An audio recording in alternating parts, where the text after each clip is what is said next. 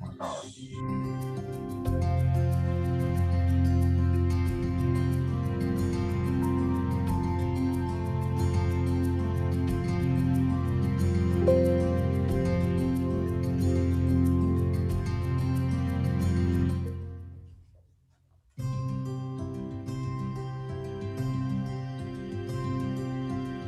Hey, everybody.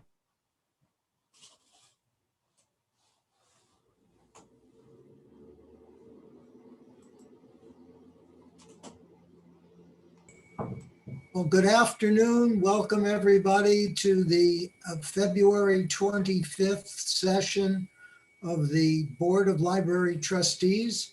Hopefully all of you are well and have weathered the winter weather. Looking at our dark sky application on our cell phone, it looks like we're going to have temperatures in the 50s next week. So hopefully the worst of winter has passed. Let's begin with the roll call, and I see Gloria was on. Well, Gloria's office is on, but Gloria is missing. Well, let me call the roll. Sharon Tucker. Oh, there's Gloria. I don't want to upstage her. Gloria?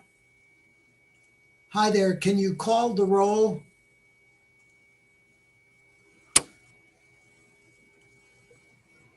Gloria? Get yourself off mute.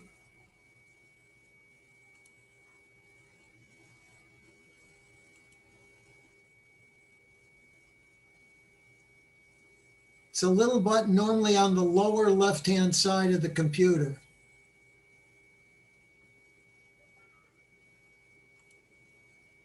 Not yet. All right.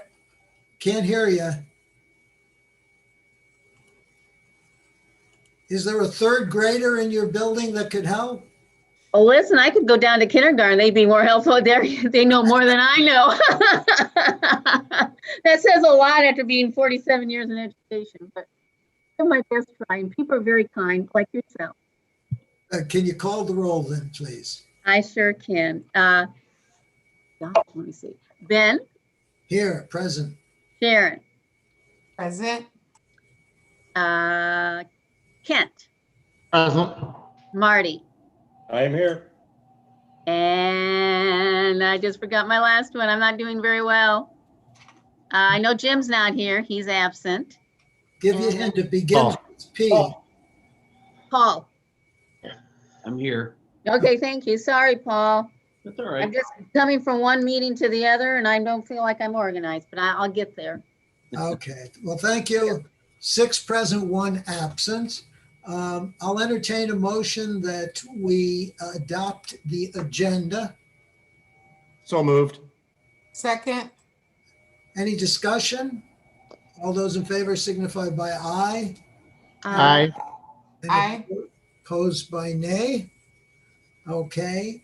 We have in our packet the minutes of the executive session of January 28th of 21, of the Board of Finance of 28-21, and the regular session of January 28th, 2021.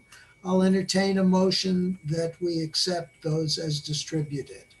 So moved. Second. Is there any discussion on any of the three? If not, all in favor, please signify by aye. Aye. Aye. And opposed by nay. Well, that passes too. David, I see David. David, you're up with a financial report. Thanks, Ben. Yes, good afternoon, everybody. And yes, it is a beautiful day out, so nice to have those. Compared to about a week ago, it's quite a difference. Really a short report today. January financials were in your packet. The first month, there really isn't anything bad to report.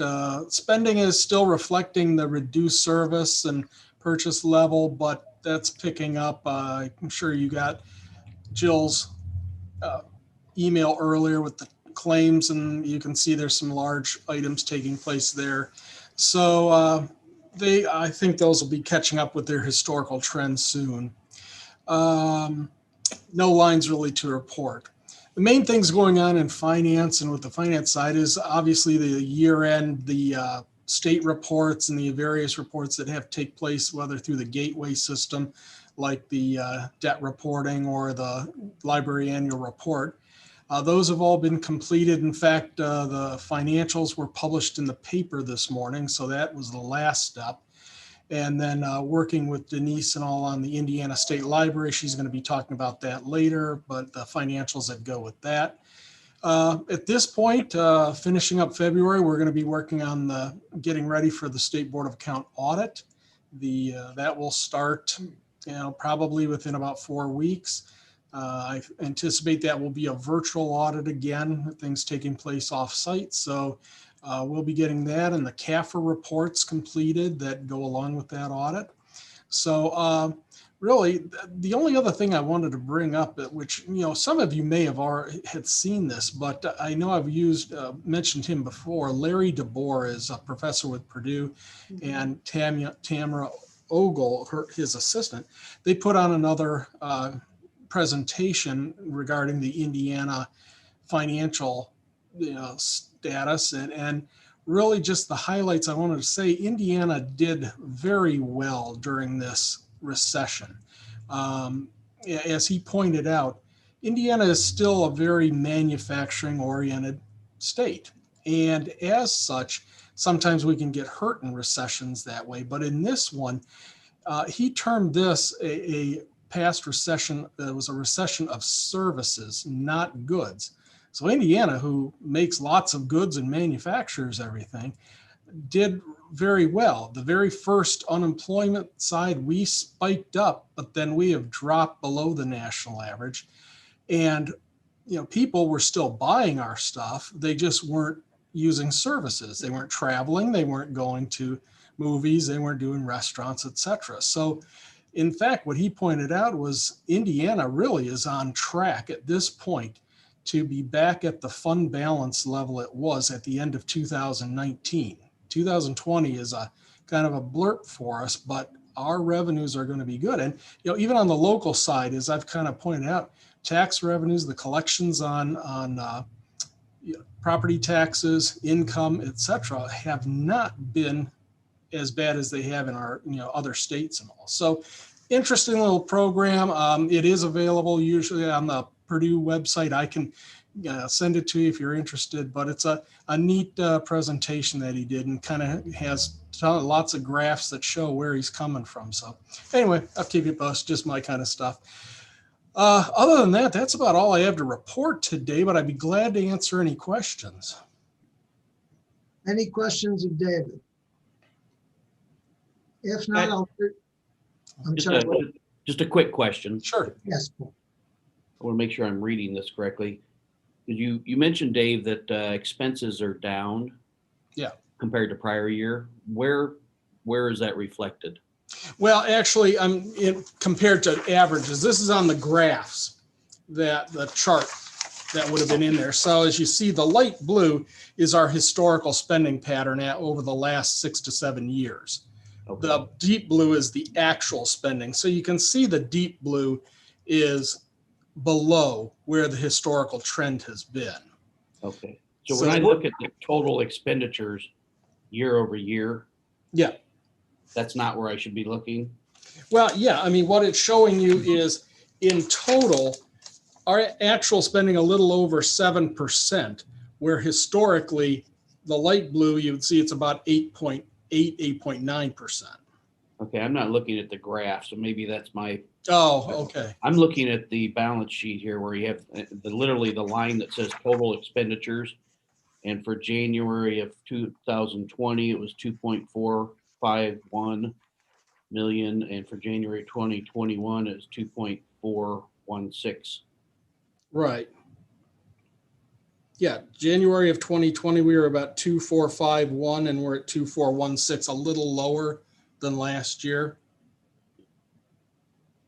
Okay, so that answers, but it's not, I mean, that's not significant. No, 1%, really 7.7 to 7 point or to 8.8%. So Yeah, it's, from last year, we're pretty close, not much at all.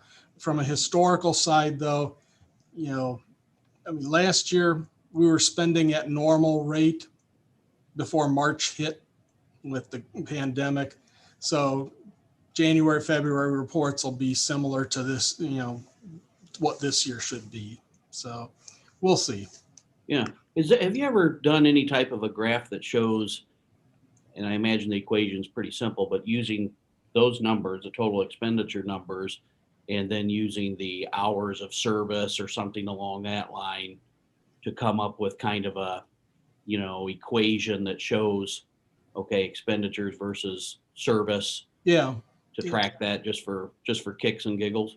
Yeah, I mean, we could, now I think, and Denise probably gets all of those hours, things. And I'd want to use hers, like she just sent an email out with the hours of operation that had to be amended in the report. But yeah, that could be done relatively. I think it would be interesting, but it's not a big deal. Yeah, I wouldn't want to do it just straight like, okay, well, here's our staff hours that the staffing table says it's supposed to be. It should actually be related to what were we actually doing. Right. Yeah. Okay. All right. Thank you. Sure, no problem. Any other question? Yes, Denise. So Paul, after we close the fiscal year, I work with senior staff to understand the cost of running each location, and that includes staffing costs, supplies, capital, all of that. And we use that just to understand sort of the impact of each location. But we don't do that until we've closed the fiscal year and we're sure of the numbers. So that's delayed quite a bit time-wise. So some of the challenges are that staffing shifts month to month. So aligning there's just lag between real service and expenses, because you could be buying things for programs that don't happen for 4 or 5 months, right? So I wait until the end of the fiscal year to look at any of that to understand the overall cost analysis. I just think it'd be interesting to see the trend. I understand there's a lag. Yeah. So again, it's not a big deal, but Yeah, sure, we can look at that. It's really kind of a graph of efficiency. How much are you spending to produce X amount of output? exactly. You just hit the nail on the head. All right. Well, but as Denise mentioned, there is a lag if you have a heavy capital expenditure, but the service. If you include those, yes, but you don't have to include capital the CapEx stuff. I'm talking more salaries and things of that nature. Any other questions? If not, I'll entertain a motion that the financial report for January of 21 be accepted as presented. So moved. And a second. Second. Is there any further discussion?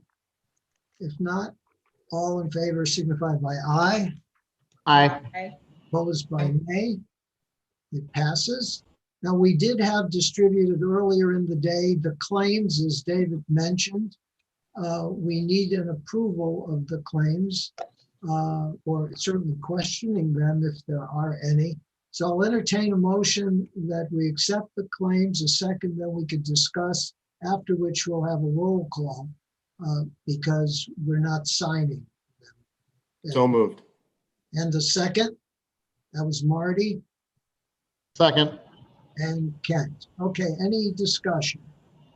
Dave, on the train annual contract, can you talk a little bit about that? Is that only just maintenance related type stuff, or is there new equipment included in that number? Because it was quite large.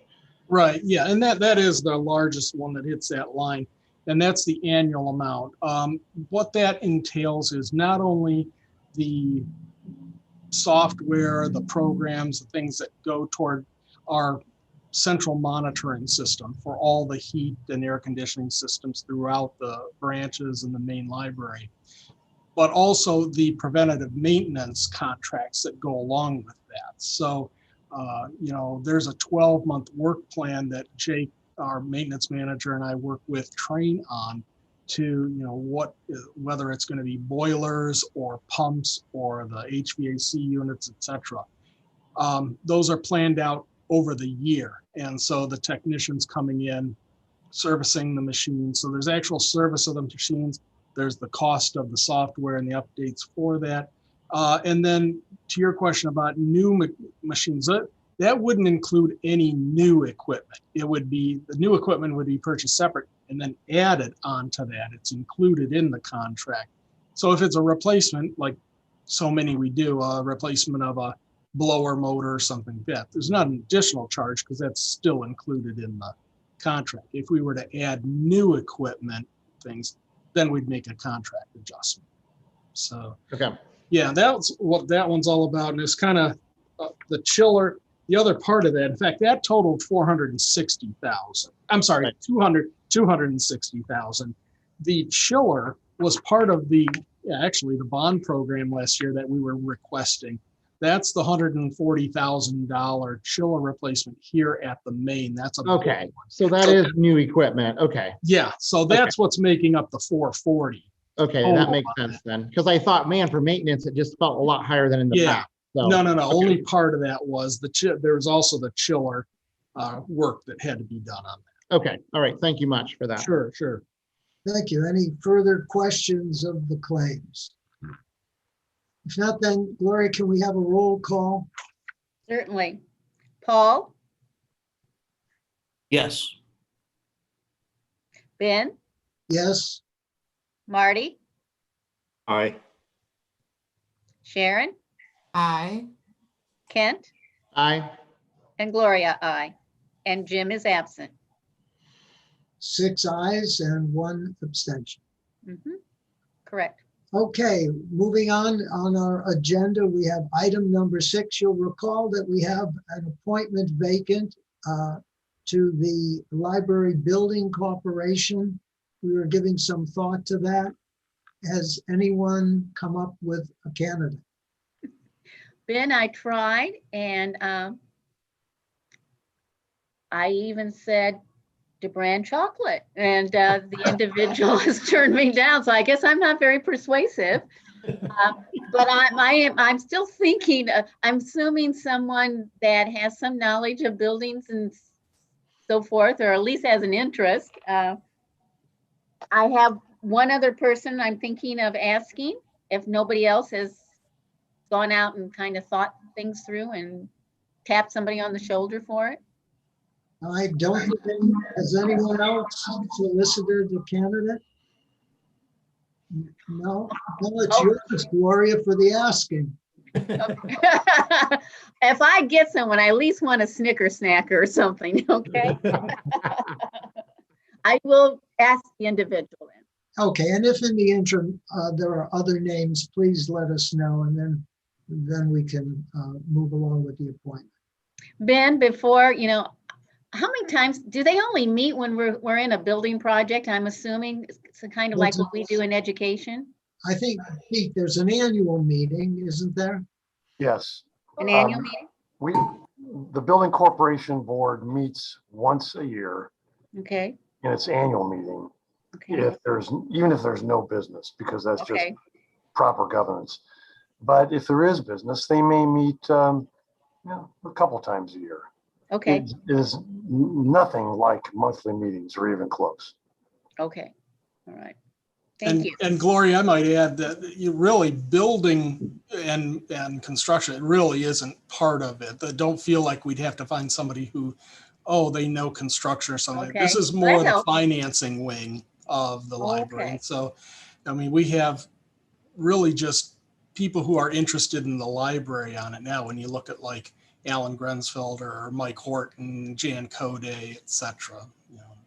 That's helpful. And now I definitely have someone in mind. Thank you.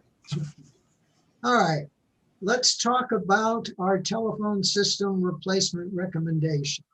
Okay, so I'll start us off. We have several people, staff in IT who were part of this process. So our existing phone system, as you read in the memo, was put in place in 2006, and there's been a lot of technological change since then.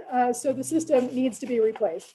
The library went out on bid, had 8 proposals from 5 vendors. And they made a selection based on the most qualified, most responsive of the vendors, who also happens to be the most cost effective of those vendors.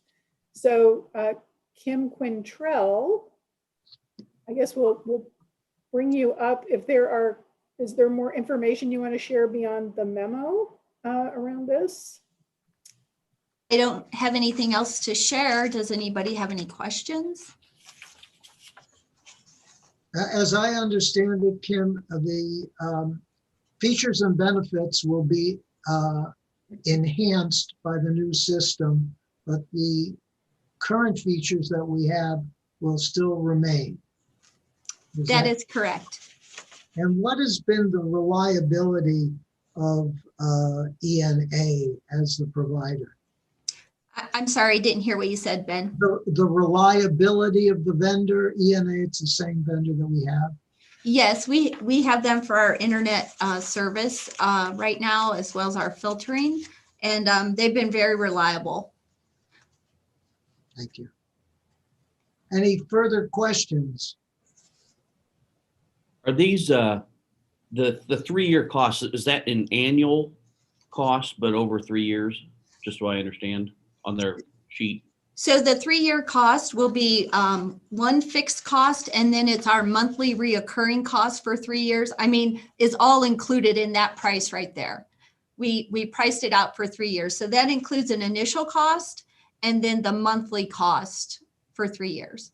So that for ENA, that 213,000, that is not an annual payment. It's for 3 years.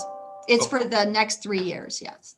Okay, well, maybe I'm not saying this correctly. Is that cover the full 3 years, or is it 213 on an annual basis? It covers the full 3 years. Oh, okay. Because I think in our budget, don't we have like $250,000 budgeted a year? Or did I misread that, Dave? No, you probably were looking at the capital program, and that was before I put that together. I put the 250,000 as a placeholder, thinking it might be as high as that on an annual basis, but it's not going to be. So come next month's capital report, I'll be reducing that down to, maybe a third or whatever Kim and I talk about needs to happen this year. Yeah, well, that's great. Yeah. Good thing you weren't the bidder, David. Yeah, no kidding. No kidding. The drunk sailor bid, Okay, I'll entertain a motion. We approve the recommendation of the telephone system replacement vendor. So moved. And a second, please. I'll second. Thank you. Any further discussion? If not, all in favor signify by aye. Aye. Aye. Opposed by nay.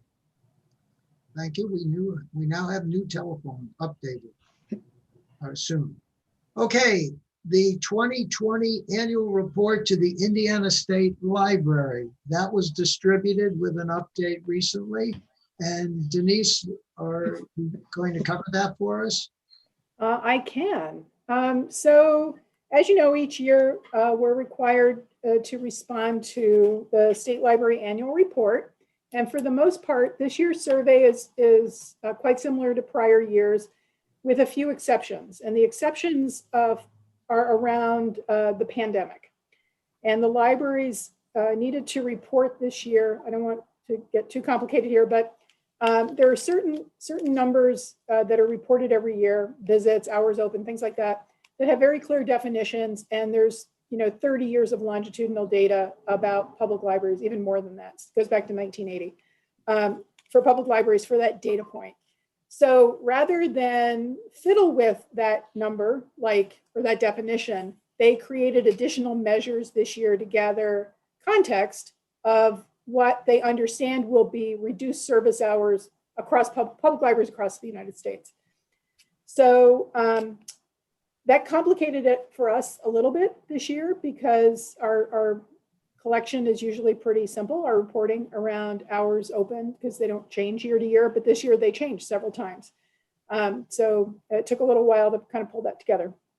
The other thing that wasn't clear was exactly how they were to be reported, and there's been a lot of back and forth. And even today, you got an edit from me on this. I finally got confirmation from the State Library that the calculations we had done the second time were correct. So we're going to make that edit. The other area where there was more detail captured was around programming.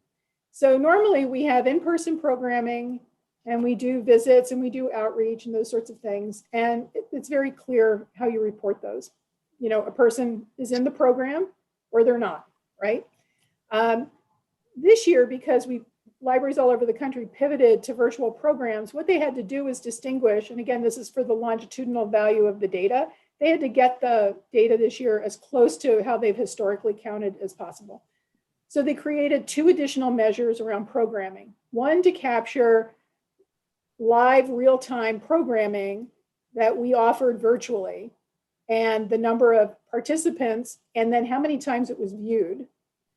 And then programming that may have been recorded and then put on our website or on our YouTube channel where individuals, you know, anybody could watch them periodically throughout the year.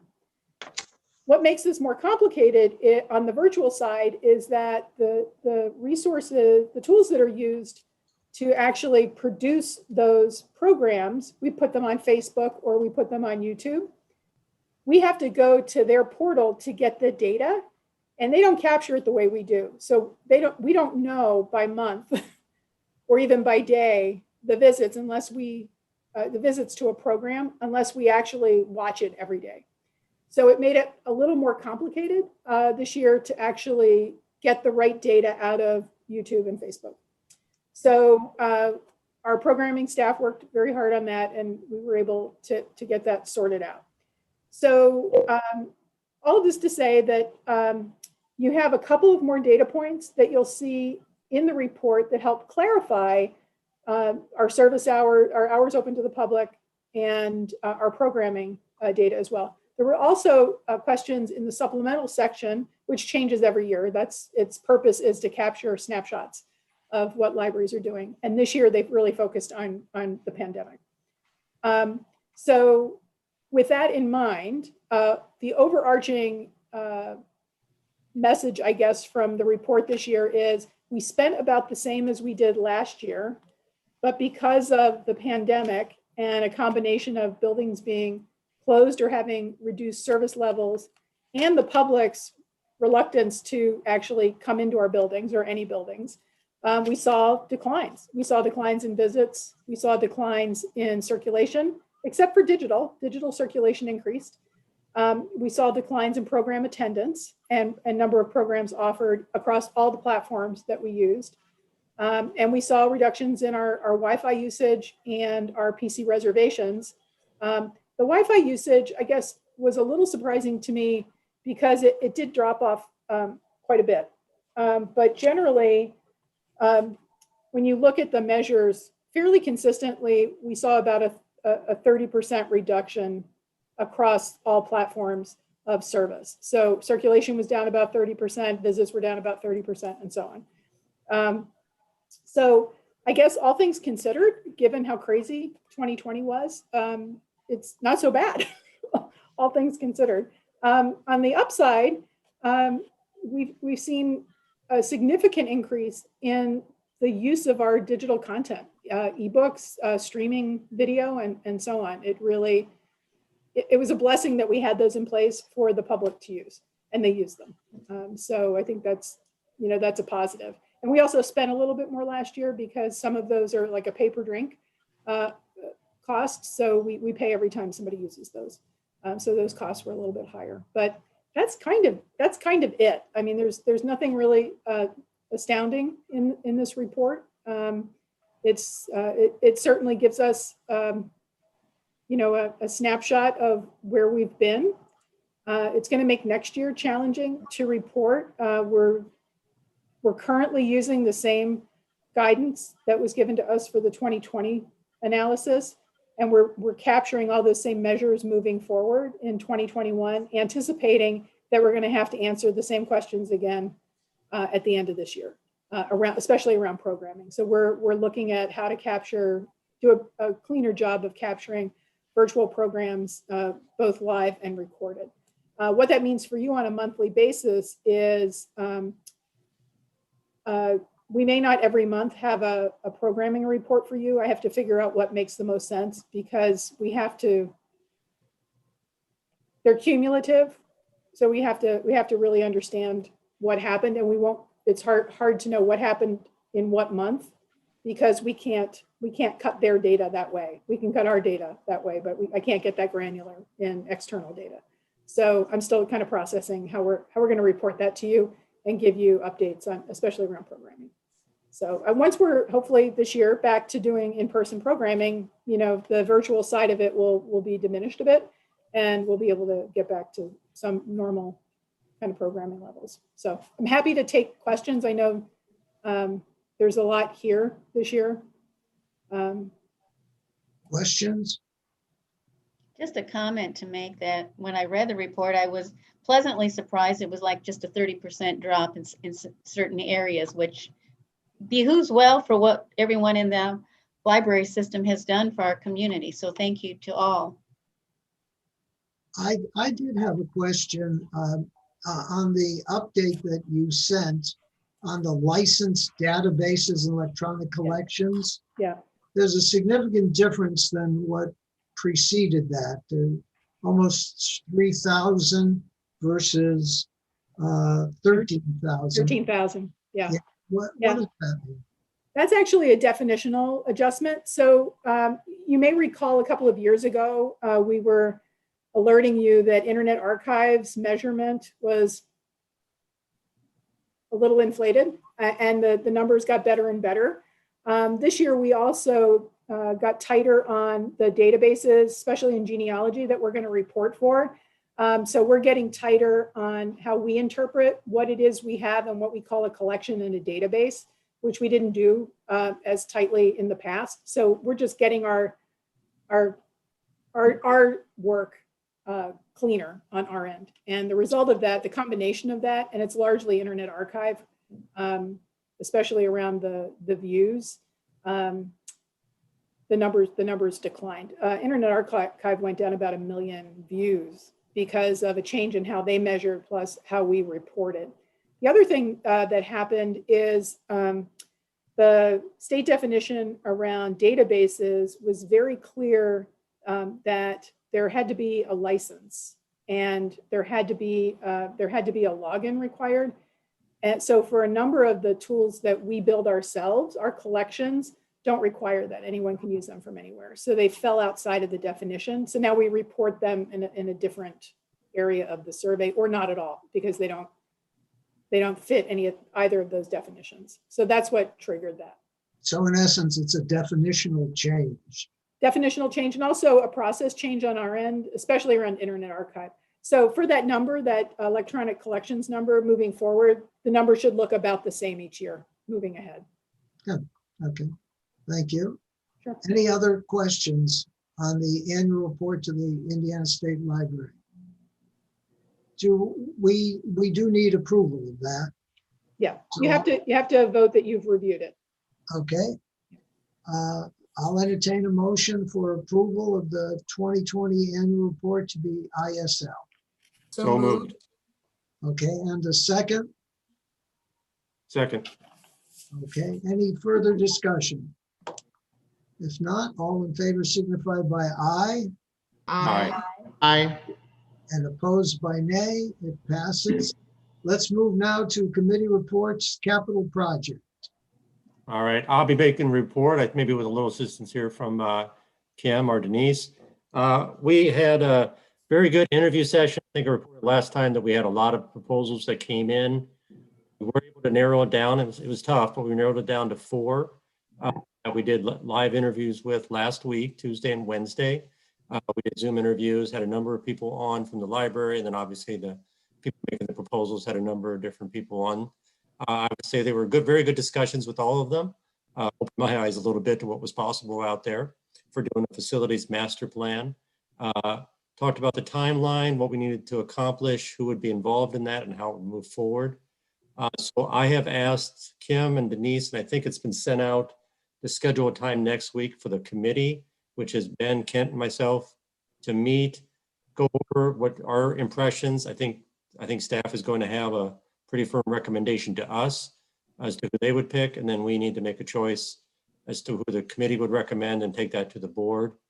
That will either be at our next meeting, or possibly if the committee decides, we might try to do a special meeting of the board just to make the choice and get the process moving forward.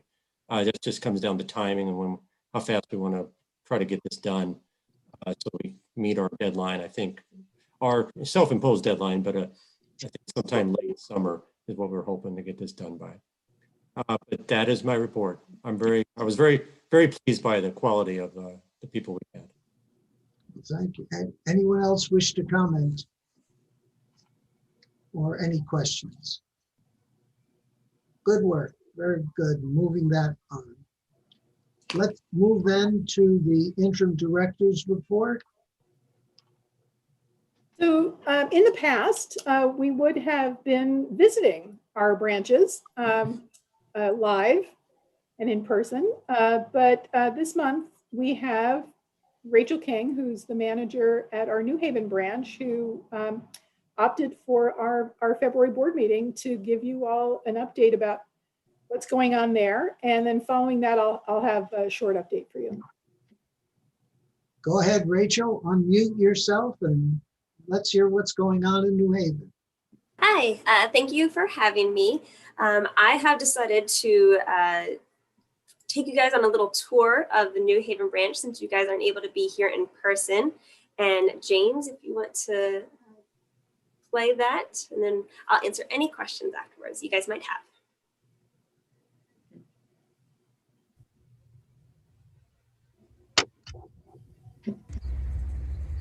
Welcome to the New Haven Branch Library. I'm Rachel, the branch manager, and I'll be your tour guide today. Now, before we head into the building, I want to make sure that you meet Harry Pupper. He's our branch mascot. We are very fortunate to have him sponsored by the Hockemeyer Family Eye Care as a fundraising effort for the New Haven Chamber of Commerce.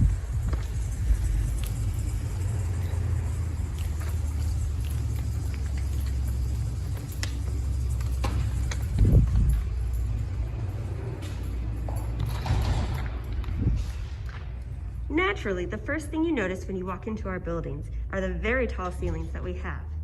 They certainly give our building a grand appearance, but they definitely cause their own headaches with regards to noise carrying, HVAC issues, and general maintenance. I'm sure Jake could give you a long talk about all of those particulars, but let's move on. Off to the right, we have our community area. We have a box that is used for collecting glasses for the Lions Club. It's very popular, as well as a bulletin board devoted to the open positions at the library. And then we have our large bulletin board that's devoted to community interests. And finally, there's our dwindling staple of tax forms. You may have noticed that we only have federal forms, as the state has elected to not send forms to the libraries any longer. Now to our left, we have a few things. First, we have our very popular book sale area. We also have our hold shelves. And then we have our really popular board games collection. The A-frames that are at the front of the building are also devoted to topical displays as well as new adult books. Coming up on our right, we have our large circulation desk that surprisingly was still a challenge to set up under social distancing guidelines. We've done some rearranging at the branch over the last few years, and the way the DVDs are shelved is one of them. They used to be on the style of tables that the music CDs reside on. By utilizing these A-frames, we were able to spread them out to allow for even more patron browsing and free up more walk space. Next, we have our music CDs that do still seem to draw attention from our patrons. Around this corner, we have our magazines displayed nicely in the new MagBox display cubes. We used to have seating where these paperback A-frames are, but those chairs now reside elsewhere. Moving the paperbacks over here just made sense as it brought them closer to the other print items. Plus, it increased staff sightlines in the building. Now here's one of our latest changes. Before, our large print books were along that back wall, but now we've brought them up here, which brings them closer to the front of the building, which makes it easier for the patron base to get to them. And it also puts them in the spot with the absolute best lighting, which allows for the spine labels to actually be read easier. Our location currently separates out a few genres from the general fiction collection. The patron preferences are Westerns, which are on the very far right, down there. We have mysteries that are to the front and to the right here. Science fiction fantasy, which are off to the left. And then finally, our very popular Christian fiction collection.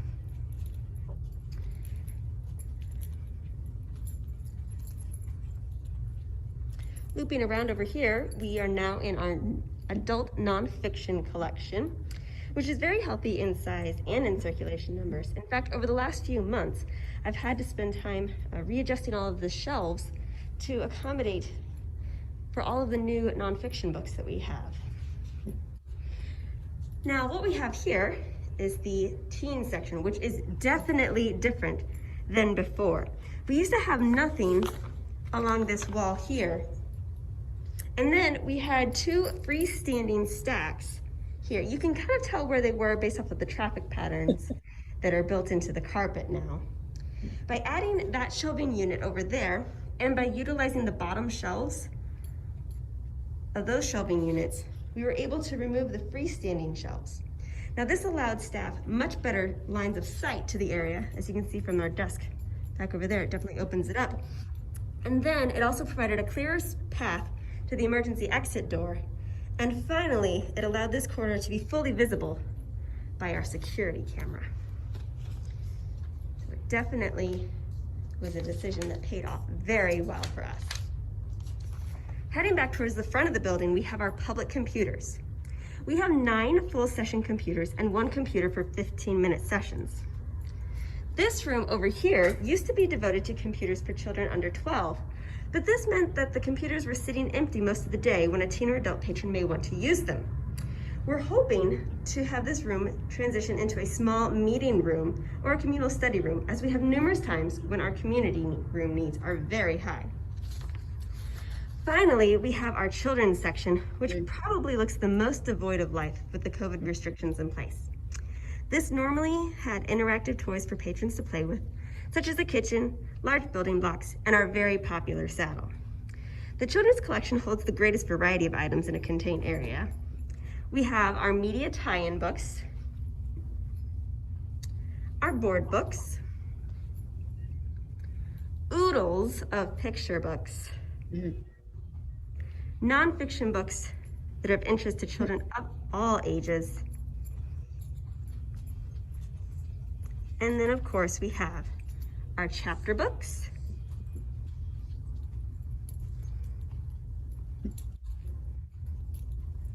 early readers, and our graphic novels. You may have noticed that this area is also home to a variety of houseplants. These lovely pops of greenery were started by our previous branch manager, Linda, and have been taken over by our children's librarian, Sheila. Well, this concludes our tour for the day. I'd show you our wonderful meeting room, but it looks a little bit like a storage facility right now. If you'd like a more in-depth tour of our facility and meet the wonderful staff, feel free to let me know and we can set something up. Have a good day.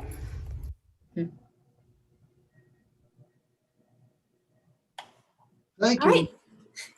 Thank you. That was quite delightful. I'm glad you liked it. It was definitely interesting trying to make sure I could enunciate properly while wearing a mask. So it made it fun.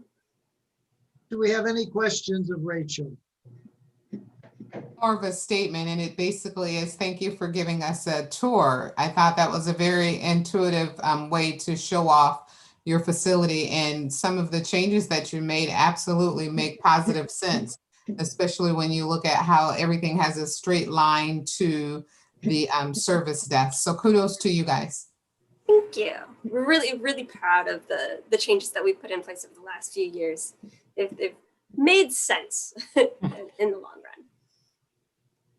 Yeah, I just want to say the same thing. I thought the place looks great. I have not been in there for a while, so that was super. I really like seeing that. Feel free to come by in person anytime. Any further questions of Rachel? Again, thank you so much for a very creative exhibition of what's going on in New Haven. Thank you for having me. Thank you. You're welcome to stay for the balance of the meeting. Denise, you're up.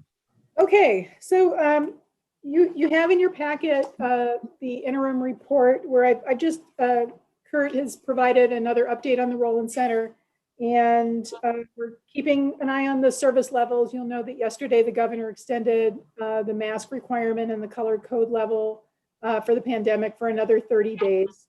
So we'll keep watching what's going on with that. We are trying to get some more meeting rooms open, and Kim Bolin and her team have been working on that. So we hope to have something done, in the next 30 days, probably sooner. And then finally, you'll remember that we added a database called tutor.com, and it's a tutoring service, 24/7, real-time tutoring, plus training opportunities and learning opportunities inside the product. And we had our first month of feedback from the vendor on that, and I wanted to share that. Not surprisingly, algebra is number one, right, in terms of tutoring needs. But I thought it was really interesting to see who was using this more, and it's actually ninth graders are coming in as the number one users at the moment. There's also we were careful to let the schools know that we had these tools as well. So we're hoping that they're marketing that to their kids and using it as well. Math was the top skill that the tutoring is being used for, and we'll keep an eye on these stats and report back in the coming months. You have the February report, actually the January statistics. And again, I had mentioned the programming numbers. We'll be trying to figure out how we're going to report those to you. Circulation is returning. It's rising now that we're back to having the buildings open for browsing. We're continuing curbside.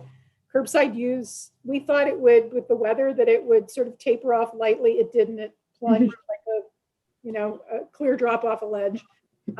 So it's pretty flat now. So we'll be looking at that as well. Do we keep it at every location, and do we keep the hours that we have? So we'll be keeping an eye on that use as well. And then the other data that I wanted to share with you, because we kept the PC reservation at a single 2-hour session per day, and the usage is starting to rise. We're seeing some improvement there. It's not as high as it was in November, of course, but we'll be watching this as well to see how we need to make adjustments moving forward to accommodate the public.